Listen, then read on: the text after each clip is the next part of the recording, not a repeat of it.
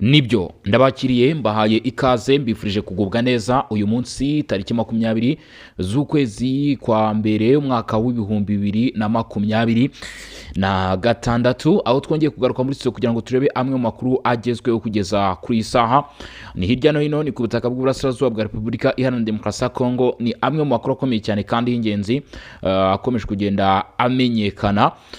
Niyo mpamvu rero usabwa kutaza kujya kure. Repubulika Iharanira Demokarasi ya Kongo, iyi guverinoma iratangaza ko yongeye kugarura ubutegetsi bwa leta muri Uvira nyuma yuko M23 ihavuye. Bakaba bavuze uburyo ki ndetse n'ingamba ibi bigomba kuba byakorwa. Ni mu Burasirazuba bwa Repubulika Demokarasi ya Kongo. Ni iki kiri kuba nyuma y'inama y'abunzi nyafurika bagamije guhuriza hamwe inama cyangwa se ibiganiro n'amasezerano bya Washington na Doha mu rwego rwo gushaka igisubizo cy'ikibazo kiri mu karere ka Afurika y'ibiyaga bigari. Ubufaransa bwatunguranye bwongeye kugaragaza ko bushyigikiye ko ikibuga cy'indege mpuzamahanga cya Goma gifungurwa, aho batanze miliyoni 850 z'amayero. Mu by'ukuri aya ngaya akaba ari amaze no gutangwa, hakaba ari n'andi agomba kwiyongeraho kugira ngo ikibuga cy'indege mpuzamahanga cya Goma gifungurwe. Murabizi ko n'ubundi Ubufaransa ari cyo gihugu cyari cyarashyize ukuboko cyane mu mishinga igamije ko ikibuga cy'indege mpuzamahanga kigoma cyafungurwa. Rucuru abantu barenga 200 banduye igituntu cy'igikatu nk'uko byagaragajwe, ndetse hakaba ari ikibazo cy'ibura ry'imiti. Bivuze ko ubwandu buza gukomeza kurushaho gukwirakwira ndetse n'ababufite bushaka kuba bwabahitana. Lieutenant General Filimon Yeva turaza kureba ibijyanye n'urubanza rwe. Mu by'ukuri dukomeze turebe rero n'andi makuru ajyanye n'ibiri kubana ku butaka bw'Uburasirazuba bwa Kongo. Uvira Kinshasa ngo amahoro arambye ntabwo ashobora guterwa no kuva kw'igisirikare cyangwa se kw'abarwanyi muri ibi bice, ahubwo ngo bizaturuka ku guhagarika ndetse u Rwanda no gushyigikira M23 kuri iki kibazo. Biraza kugenda bite? Ibyo unyemere tuze kubigarukaho. Reka aya makuru mbere ko tuyarebera hamwe mu buryo burambuye banze babwire ko mushobora gukanda subscribe kuri Barore TV, hanyuma ukajya kurikirana ibiganiro n'amakuru tugenda tukugezaho. Ushaka kunyarukira muri group yacu ya WhatsApp, ubundi mu by'ukuri tugakomeza kugenda tubana neza. Reka duhere ku bijyanye cyangwa se tuyabimburire ku bijyanye n'ikibuga cy'indege mpuzamahanga cya Goma. Nk'uko amakuru ari kugenda tugera, umwaka ushize mu mpera zawo nibwo handutse inkundura yo gufungura ikibuga cy'indege cya Goma mu rwego rwo gushyigikira imishinga igamije gutera inkunga ibikorwa by'ubutabazi. Ariko abamwe mu barwanyi umutwe twacu 23 ari nabo bayoboye uyu mujyi cyangwa se bagenzura iki gice barabyanze, bavuga ko ngo izo mpamvu zidashobora kuba zatera cyangwa se zatuma ikibuga cy'indege cya Goma gifungurwa, ahubwo bo bategereje cyangwa se icyo bashaka ari uko hazabaho ko mu by'ukuri habaho ubwumvikana ubundi ikibuga cy'indege kikakomeza kuba cyakora. Ubufaransa bwitabiriye inama yo ku rwego rwo hejuru igamije guhuza ndetse no gushimangira inzira y'amahoro muri Repubulika Iharanira Demokarasi ya Kongo yiga ku karere k'ibiyaga bigari, yabereye i Rome muri Togo kwa gatandatu tariki 17 Mutarama 2026. Iyi nama rero yavugiwemo byinshi, iyi nama yigiwemo byinshi ndetse haganirwamo byinshi, ariko kandi zimwe mu ngingo zagarutsweho harimo ibijyanye no gufungura ikibuga cy'indege mpuzamahanga cya Goma nk'uko amakuru abitugaragariza. Ni ku itariki 17 nibwo aya makuru yaje kujya hanze. Nk'uko bigaragara, inama yahuje itsinda ry'abahuzabikorwa rigizwe n'abahoze ari abakuru b'ibihugu, abayobozi b'umuryango wa Afurika Burasirazuba EAC, n'umuryango w'iterambere rya Afurika y'Amajyepfo SADC ndetse n'abandi bafatanyabikorwa mpuzamahanga. Yateranye ku bushake bwa perezida w'inama bwa perezida wa Repubulika ya Togo, perezida Faure Gnassingbé, akaba n'umuhuza w'umuryango umwe bwa Afurika mu gukemura amakimbirane ari mu Burasirazuba bwa Repubulika Iharanira Demokarasi ya Kongo, washyizweho ndetse kugeza kuri ubu ngubu. Mu by'ukuri amakuru nk'uko akomeje kugenda abigaragaza byerekana ishusho n'isura yo kuba hakomeje kugaragara icyizere cy'inzira ngenderwaho zo gutanga amahoro. ariko mu itangazo ryashyizwe ahagaragara ku wa mbere tariki 19 Mutarama 2026 ku munsi w'ejo, Minisiteri y'Ubufaransa uruhande rushinzwe ububanyi n'amahanga iyobowe na Jean Noel Barrot bagaragaje ko cyangwa se bagejeje hanze umushinga muri ibi biganiro raporo yibanze kwishyirwa mu bikorwa ry'amasezerano mu bijyanye n'imari byatangajwe i Paris nk'uko bivugwa na Koa Orsay, Minisiteri y'Ubufaransa ishinzwe Uburayi ndetse n'ububanyi n'amahanga. Mwihanganire uko tubivuze mu rurimi rw'igifaransa, kuri miliyari 1.5 z'amayero yasezeranyijwe i Paris n'ibihugu 70 n'imiryango mpuzamahanga. Inkunga yose imaze gutangwa ngo ingana na miliyoni 850 z'amayero.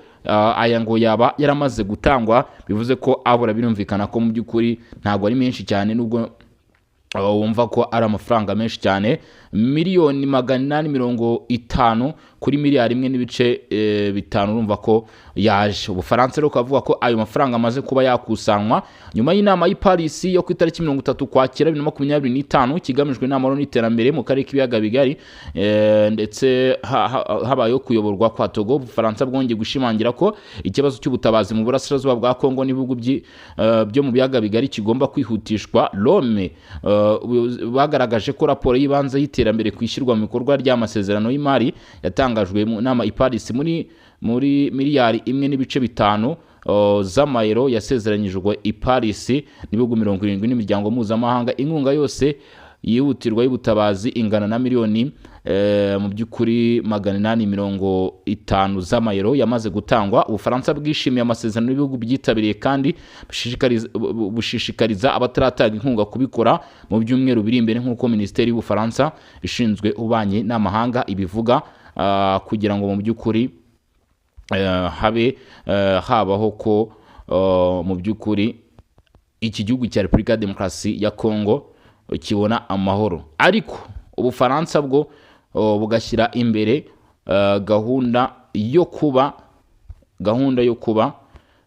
mu by'ukuri ikibuga cy'indege mpuzamahanga kigomba kuba cyafungurwa. Muri iyi nyandiko y'ingamba z'Ubufaransa ivuga ko iyi nkunga ihuye n'ibyo abantu bashinzwe ibikorwa by'ubutabazi bakeneye kugira ngo batange serivisi z'ingenzi ku baturage ndetse no gukomeza kurinda abasivile cyane cyane mu duce twagizweho ingaruka n'ibibazo by'imitwe yitwaje intwaro. Ati hagomba gushyirwa imbaraga kugira ngo imbogamizi zose zishingiye ku bufasha zikurweho. Ubufaransa buributsa impande z'amasezerano yabereye i Paris yo gukora ku buryo ikibuga cy'indege cya Goma gifungura indege zagenewe ubutabazi zikabona uko zigenda. Ubufaransa bwiteguye gutanga umusanzu hamwe n'abafatanyabikorwa babwo ndetse n'umuryango w'abibumbye mu gushyira mu bikorwa ingamba n'imikoranire bikenewe muri iyi ntego nk'uko byagaragaye. Ku itariki 30 Ukwakira Ubufaransa bwakiriye inama i Paris mu murwa mukuru w'Ubufaransa kugira ngo ishyigikire amahoro n'iterambere mu karere k'ibiyaga bigari bufatanye bwa na Togo, umuza w'umuryango umwe bwa Afurika mu biyaga bigari. Intego nyamukuru y'inama kwari ugushishikariza umuryango mpuzamahanga gukemura ikibazo cy'ubutabazi mu burasirazuba bwa Repubulika ya Demokarasi ya Kongo ndetse no mu karere kose. Yanabaye urubuga rwo gushyigikira ibikorwa by'imishyikirano n'ubwumvikane biyobowe na Leta Zunze Ubumwe za Amerika, Qatar n'umuryango umwe bwa Afurika. Amaherezo byatanze umwanya wo kuvuga kwishyirwa mu bikorwa ry'ingenzi ry'ubufatanye mu bukungu bw'akarere bufatwa nk'ikintu cy'ingenzi gitera amahoro arambye. Ku ruhande rw'inama y'amahoro ya Paris muri uyu munsi ibihugu 70 n'imiryango mpuzamahanga ndetse n'imiryango itegamiye kuri leta igera kuri 40 bahuriye hamwe kugira ngo bagaragaze ubwitange bwabo mu mahoro n'iterambere mu karere k'ibiyaga bigari no gutanga inkunga ifatika ku baturage bo muri ako gace. Mu gusoza inama hatanzwe amatangazo abiri akomeye. Irya mbere yari ukwerekana gukusanya miliyari 1.5 z'amayero gutanga ubufasha bw'ubutabazi ku kibazo cyugarije akarere k'ibiyaga bigari cyane cyane Repubulika Iharanira Demokarasi ya Kongo. Iya kabiri yari yerekeye gufungura ikibuga cy'indege mpuzamahanga cya Goma, umurwa mukuru w'intara y'Kivu y'Amajyaruguru, ari naho ubarizwa. Kuri Perezida w'Ubufaransa Emmanuel Macron, gufungura ikibuga cy'indege mu bikorwa by'ubutabazi ni ikimenyetso gifatika kandi gikenewe cyane ku baturage ba Kivu y'Amajyaruguru. Inama yabereye i Paris yagaragaje ko yizeye inkunga ya Leta Zunze Ubumwe za Amerika na Qatar, byombi bikora ibikorwa by'ubuhuza kugira ngo iyo gahunda ishyirwe mu bikorwa byihuse. iri tangazo ryakiriwe nabi na AFC-23 umutwe w'inyeshyamba mu by'ukuri uyoboye kugeza umunsi bice bigiye bitandukanye uhanganye n'ubutegetsi bwa Kinshasa. Ntago wigeze wishimira cyangwa se ngo unyurwe n'itangazo. Muri iryo tangazo umutwe w'inyeshyamba ushyigikiwe n'u Rwanda nk'uko bivugwa washimangiye ko amakimbirane hagati ya Kinshasa na Kigali atareba mu by'ukuri ibijyanye n'amasezerano yabo kuko naho bihuriye ngo bidakwiye kuba byahuzwa. Rero ubu rero hakaba hategejwe ikigomba gukorwa ariko ntago biramenyekana kugeza kuri uyu munsi nkuko amakuru akomeje kugenda abitugaragariza. Mu makuru akomeje kugenda amenyekana rero tukiri hano mu karere ka Afrika y'ibiyaga bigari, guverinoma ya Repubulika Iharanira Demokarasi ya Kongo irimo irerekana ko ifite ingamba nyinshi cyane zishoboka zo gutuma hongera kubaho ituze, amahoro n'umutekano hano mu karere ka Afrika ibiyaga bigari. Ibyo byose birashingira kuki cyangwa se bizagendera kuki?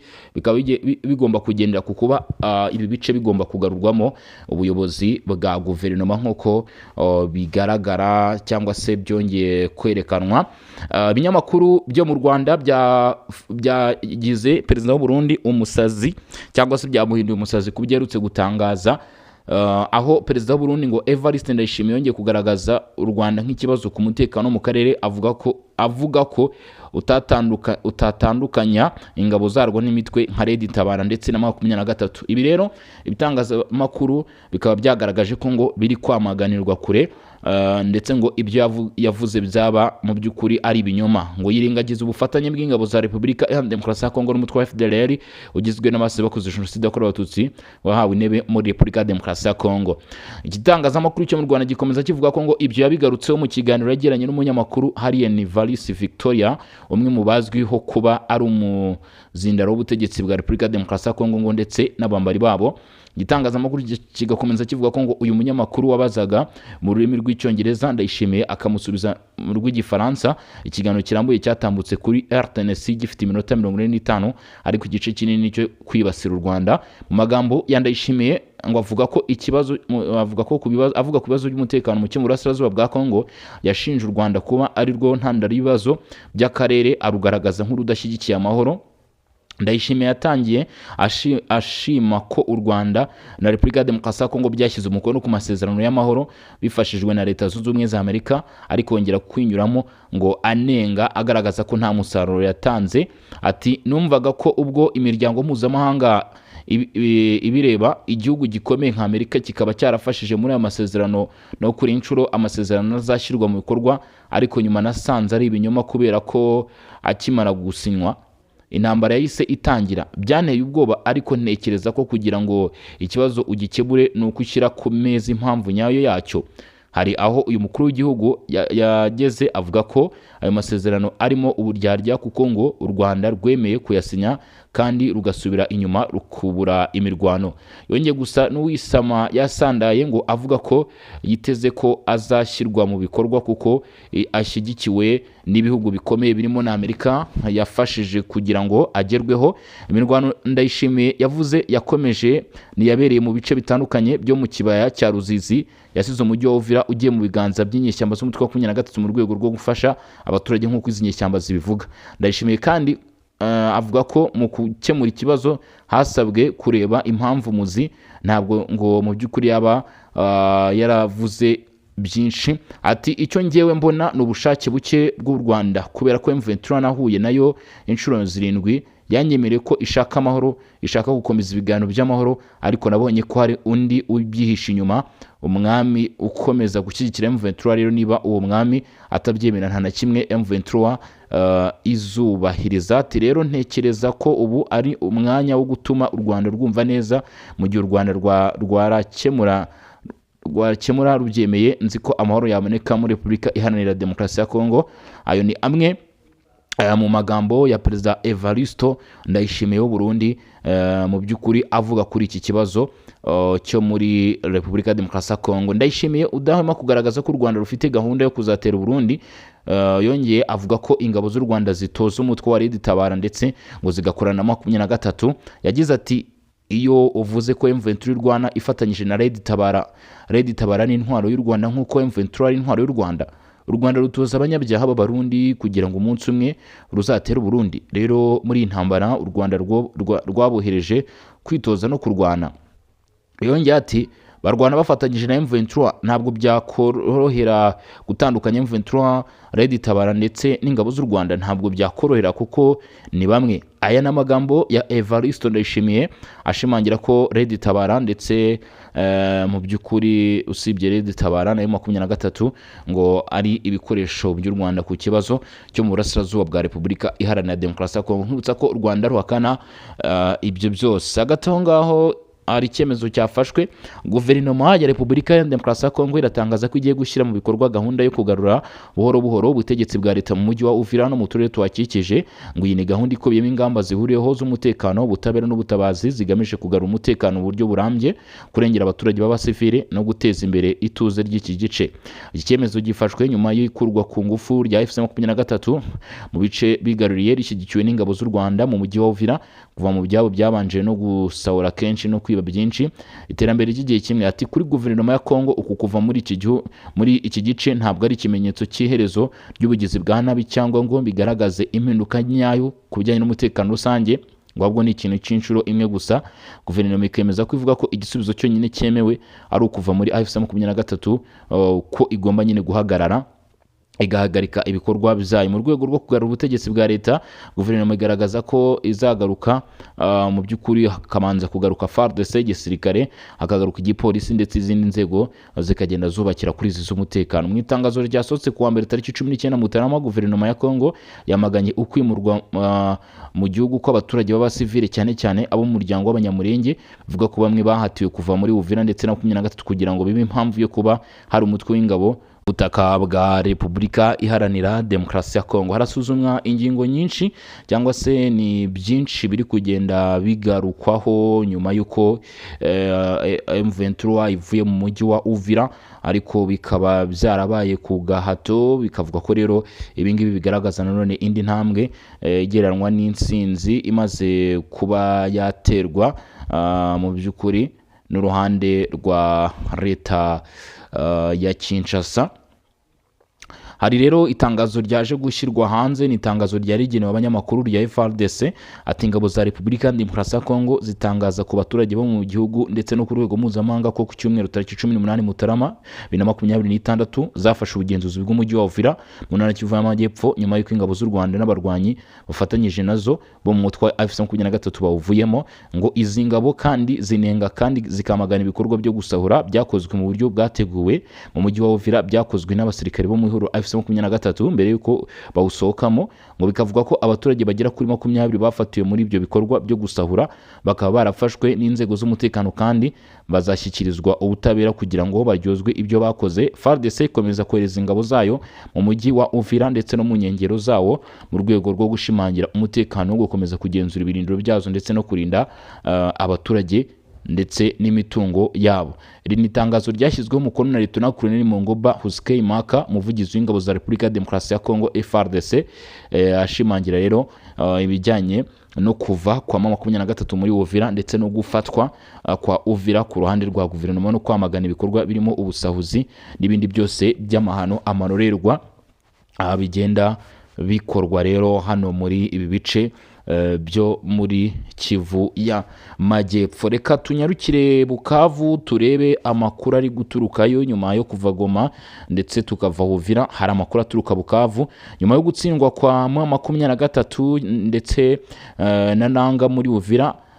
Biravuga ko bamwe muri aba barwanyi bashaka kuba bahunze bekiza Bukavu kugira ngo bagerageze kongera kwikusanya. Ngo ibyo mu by'ukuri bikaba byavuzwe n'umwe mu barwanyi ba 23 waje kuyoboka uruhande rw'igisirikare cya leta ya Kongo FARDC, avuga ndetse anagerageza gusobanura uko kugeza uyu munsi bimeze mu barwanyi mutwe wa 23, dore ko hari n'imvururu zavuzwe muri uyu mutwe. Bivuga ko ahitwa Kamanyora hashobora kuba habaye gusubiranamo hagati y'izi mpande zombi, ngo bashobora kuba nyine bagize iki basubiranyemo bagahangana hitwa Kamanyora. Ngo ibi akaba ariho byagize iki byabereye. ayo ni amwe mu makuru akomeje kugenda aturuka ku mirongo y'imbere ku rugamba agaruka kuri iki kintu kirimo kiba mu burasirazuba bwa Repubulika iharanira demokarasi ya Kongo, yerekana ishusho y'imirwano. Hari ubwoba bwinshi cyane cyangwa se hari bimwe mu bikomeje kugenda bivugwa. Urugero baravuga ko umujyi wa Bukavu rwose nawo ushobora kuba ari umwe mu biri ku isonga M23 ishobora kwirukanwamo nk'uko bigenze muri Uvira. Ikibuga cy'indege mpuzamahanga cya Goma kirimo kiravugisha benshi. Ubufaransa bukaba bwaratangaje ko hazakusanwa angana na miliyari 1.5 y'amayero, ariko hakaba hamaze gukusanwa miliyoni 850 z'amayero, ndetse bakaba Bufaransa mu nama yabereye i Togo aho bita Rome muri nayoboye na Perezida Faure Gnassingbé basabye abafatanyabikorwa barimo ibihugu ndetse n'imiryango mpuzamahanga igera kuri 70 yose gufatikanya, bamara gufatikanya bagatanga n'andi mafaranga asigaye, hanyuma hakabaho gutera inkunga ndetse no gushyigikira ibikorwa byo gutanga ubufasha, mu by'ukuri byo gutanga ubufasha ku bagiye bahunga. Ibyo kandi ngo bikazakorwa mu ishusho cyangwa se mu buryo bwo kuba ikibuga cy'indege mpuzamahanga cya Goma kigomba kuba kigize iki, kigomba kuba gifunguye, kuko ngo hariho indege zitanga ubutabazi, zigeze ubutabazi kuba bukeneye, zigomba kujya zihagarara. Ariko M23 nk'uko bimeze cyangwa se mu makuru yagiye agaragara ntabwo bigeze berekana cyangwa se batanga amarangamutima yo kwishimira iki gikorwa, ahubwo M23 yagaragaje yuko ngo ibi bitagomba kuba byabaho, ikibuga cy'indege mpuzamahanga cya Goma kitagomba gufungurwa. Nubwo iyo mishinga M23 yagaragaje ko itigeze iyishimira na gato, biratandukanye n'ibiri kugaragara, kuko Ubufaransa ntabwo burigera bucika intege mu gukomeza gukora ibikorwa bishyigikira uwo mushinga. Ngira ngo munabyumva ko amafaranga akomeje gukusanwa, ubwo nabwo ni ugutegereza. Ubufaransa kandi bukaba bwagaragaje ko bwizeye kandi bwiringiye neza ko ibihugu birimo Leta Zunze Ubumwe za Amerika, ibihugu birimo Katari mu mishinga igiye itandukanye bazabafasha cyangwa se bazabashyigikira mu gukomeza uyu mushinga wabo, mu by'ukuri wo kugira iki, uyu mushinga wabo wo gufungura ikibuga cy'indege mpuzamahanga cya Goma. Leta kandi nanone ya Kinshasa mu bindi twagiye tunagarukaho kandi nanone yamaze kwemeza ko bo bamaze kugira mu mujyi wa Uvira, ndetse mu rwego rwo kugarukamo cyangwa se mu buryo ubuyobozi buzagaruka muri iki gice hagomba kuba habanza igisirikare cyamara kuhagera hagakurikiraho igipolisi, cyamara kuhagera izindi nzego zigiye zitandukanye, abayobozi bazagurupuma ndetse n'ibindi bikazagenda byongera gukora buhoro buhoro. Mu by'ukuri ingamba rero zo zikaba zizafatwa kandi bagasaba ko umutekano ukomeza kurindwa. Ndetse ikindi bavuze ko mu kuhagera basanze hari bimwe mu byagiye bisahurwa, ndetse abagera kuri 23 ni abaturage bafatiwe muri ibi bikorwa, ariko mu gufatwa bari bashyigikiye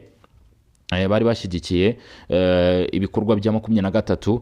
Rero icyabayeho bahise bavuga ko bitewe n'ibyo bikorwa bagaragayemo nabo bazagezwa imbere y'ubutabera mu minsi iri imbere bakaburanishwa. Ati bazagezwa mu butabera baburanishwe kuri ibyo byaha nyine by'ubusahuzi.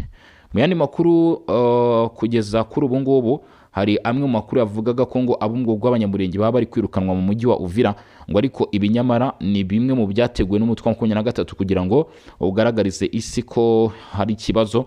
Ariko ubuyobozi bwa leta ya Kinshasa bwahise bushyira hanze inyandiko yamagana iki gikorwa, ndetse n'undi wari wese ushaka ko yakigira murare, bavuga ko nta muturage n'umwe ugomba kwimwa uburenganzira, kandi basaba abaturage ba Repubulika Iharanira Demokarasi ya Kongo kubyumva ndetse no kubikurikiza, kugira ngo ntihagire umuturage n'umwe ubangamirwa cyangwa se uhura n'imbogamizi zaba ziturutse kuri ubwo bushukanyi burimo buragenda bukorwa ahangaha. Ngira ngo muri kugenda mubyumva rero uko biba byifashe ndetse nuko biba bihagaze, nago biba byoroshye mw'abantu mwe. Ayo rero ni amwe mu makuru y'ingenzi yaragezweho kugeza kuri isa cyangwa se kugeza kuri uyu munota twari turimo dusuzuma tureba uko bihagaze. icyo nkusaba ni uko utajya kure cyangwa se gukomeza kwibanira natwe muri biganiro n'amakuru kugira ngo turushe kugenda tubana. Hanyuma rero kanda subscribe cyangwa se sabone. Ikindi kandi nanone ntibagirwe gutanga igitekerezo cyangwa se inyunganizi ni muri comment. Ikirenzeho cyangwa se ibindi nuko ugomba kuba wajya kuri Barore TV ugakanda subscribe, naho tukajya tubana umunsi ku wundi. Reka mbashimire, turaza gusura mu masaha ari imbere. Mweso Prito gato ntabwo ngenda ntababwiye ibi bintu. Mweso hari kuvugwa imirwano y'igitangaza, ni muri Kivu y'Amajyaruguru. FARDC bafatanyije na Wazalendo bamaze gucakira agace bita Bukama muri teritwari ya Masisi, ni muri Bashari Mukoto. Aka kamaze kuba kafatwa na FARDC nyuma y'imirwano yabaye hano muri iki gice cya Mweso, ubwo barimo bahangana n'inyeshyamba zo mu mutwe wa M23 nk'uko amakuru ari kugenda tugeraho cyangwa se biri kugenda bimenyekana. Ubwo rero iyo ni intsinzi iri guturuka Mweso nyuma y'ifatwa rya Bukama. Ubwo n'andi makuru ajyanye n'ibi turaza gukomeza kugenda tuyarebaho cyangwa se turaza gukomeza kugenda tubigarukaho. Rero ntucikwe cyangwa se ngo ujye kure tutabashije kugenda tubana tandukatana. Kanda subscribe cyangwa se sabone. Mugire ibihe byiza, mukomeze kuryoherwa n'ibiganiro n'amakuru tugenda tubagezaho. Nge nari Bosco Mutaramu cyane, abanywanye bataramu n'abataramukazi bari mu Burundi, mu Rwanda, Uganda, Repubulika Demokarasi ya Kongo n'andi hose mu bice bigiye bitandukanye. Mudahwema cyangwa se mudasiba gukurikira ibiganiro n'amakuru tugenda tubagezaho. Reka mbashimire, mabwire nti mugire umugoroba mwiza. Ciao ciao, hasta la vista.